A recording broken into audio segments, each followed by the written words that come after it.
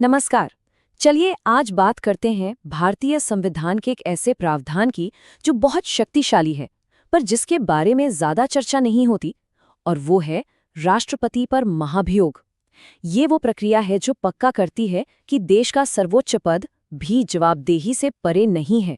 तो एक सवाल मन में आता है कि अगर देश का सबसे बड़ा पद यानी राष्ट्रपति का पद ही अपनी सीमाओं को लांघ जाए तो उसे जवाबदेह कैसे ठहराया जाएगा? ये एक बहुत ही बड़ा और अहम सवाल है ना?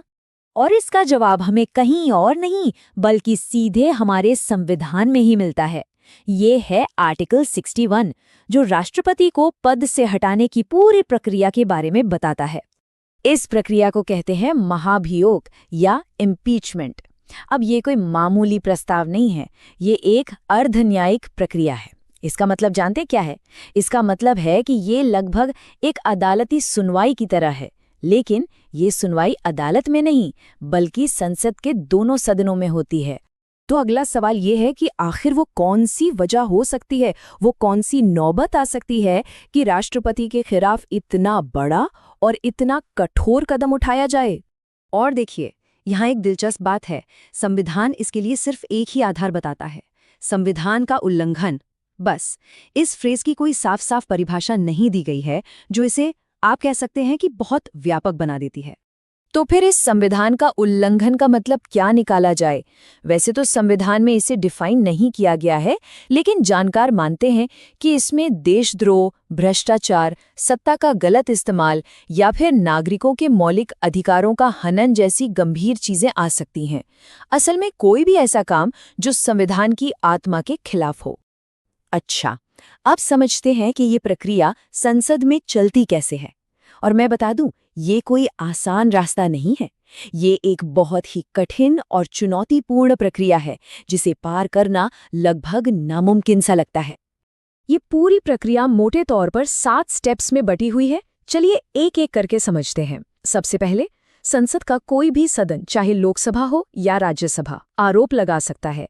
फिर राष्ट्रपति को 14 दिन का एक लिखित नोटिस दिया जाता है, जिस पर सदन के कम से कम 1/4 सदस्यों के दस्तखत होने चाहिए। इसके बाद पहला सदन अपनी कुल सदस्यता के 2/3 बहुमत से प्रस्ताव पास करता है।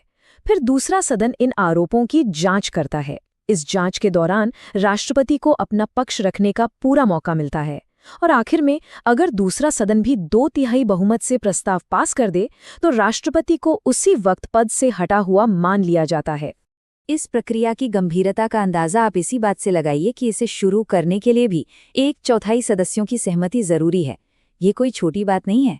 इसके अलावा राष्ट्रपति को तैयारी करने और अपना बचाव पक्ष रखने के लिए 14 दिनों का अनिवार्य नोटिस पीरियड दिया जाता है।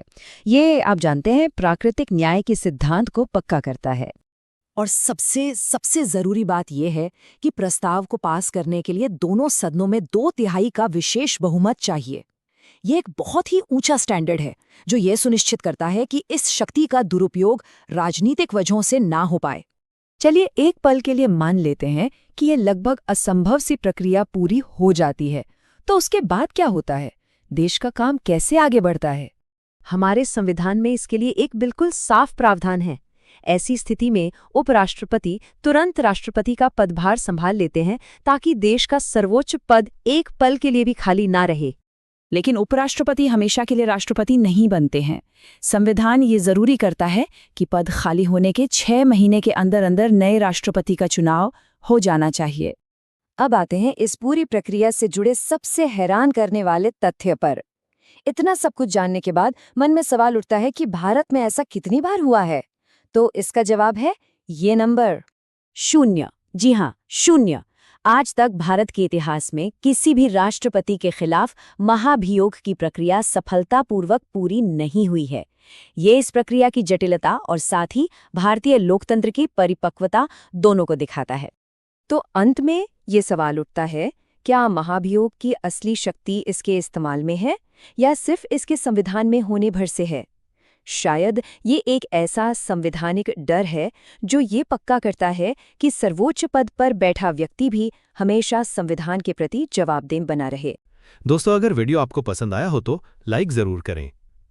सूरज यादव टीचिंग एक्सपर्ट को सब्सक्राइब करें क्योंकि इस चैनल पर एजुकेशन वाली वीडियो प्रत्येक दिन अपलोड होती हैं और ऐसी ही नई अपडेट्स के लिए बेल आइकन दबाना न भूलें। धन्यवाद।